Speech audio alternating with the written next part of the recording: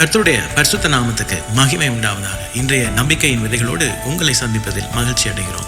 ஆகாய் 2 அதிகாரம் 8வது வசனம், வெள்ளியும் என்னுடையது பொன்னும் என்னுடையது என்று சேனைகளின் கர்த்தர் சொல்லுகிறார் என்று வார்த்தை நமக்கு சொல்லுகிறது. பிரியமானவர்களே, கொடுத்தல் என்பது தேவனுடைய இயல்பின் ஒரு பிரதான வெளிப்பாடாக காணப்படுகிறது.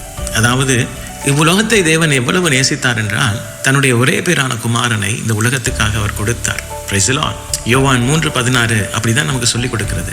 தேவன் நம்மோடு வைத்திருக்கிற அந்த உறவின் அந்த மையத்திலே அவருடைய உதாரத்துவமான இருதயம் நமக்கு காண்பிக்கப்படுது. நாம் நமது நேரத்தையும் காலத்தையும் தாளந்துகளையும் கர்த்தருக்கு கொடுக்கும் பொழுது அவருடைய சுபாவத்தை பிரதிபலிக்கிறோம். அவர் செய்யும் ரட்சிப்பின் கிரையிலே நாங்களும் பங்கெடுக்கிறோம். பாருங்க, தாவீது ராஜா இதை ஆழமாக உணர்ந்தவனாக தாவீது ராஜா சொல்லுகிறார், 1 நாளாகமம் 29:14, இப்படி மனப்பூர்வமாய் கொடுக்கும் திராணி உண்டாவதற்கு நான் எம்மாத்திரம், என் ஜனங்கள் எம்மாத்திரம், எல்லாம் உம்மாலே உண்டானது, உமது கரத்திலே வாங்கி உமக்கு கொடுக்கிறோம். Praise the Lord.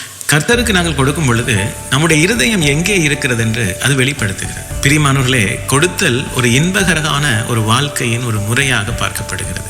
அது ஒரு நன்றி செலுத்துதலின் வெளிப்பாடு மற்றும் ஆராதனையின் ஒரு பகுதி. கர்த்தர்தாமே இந்த வசனங்களோடு இந்த நாளில் உங்களை ஆசீர்வதித்திருப்பார் என்று விசுவாசிக்கிறேன்.